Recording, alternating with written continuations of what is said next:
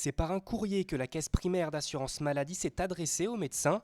En cause, la forte hausse des prescriptions d'arrêt de travail et d'arrêt maladie dans le département, plus 8,8% en un an contre 2% au niveau national. On a envoyé le courrier aux médecins qui avaient des évolutions supérieures à 8% pour essayer de partager le constat avec eux et de voir comment eux expliquaient ce phénomène. Les dépenses d'indemnité journalière, si on regarde dans le Loire-Atlantique, c'est à peu près 170 millions d'euros par an. Donc vous voyez, une augmentation de 10%, c'est à peu près 17 millions d'euros de plus par année. Médecin généraliste à Orvault, Philippe Caudan a reçu ce courrier.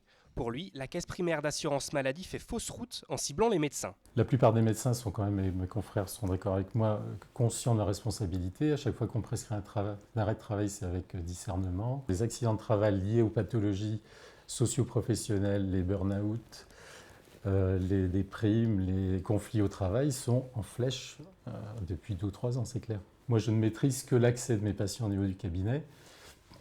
Je continuerai à prescrire des indemnités journalières inéluctablement.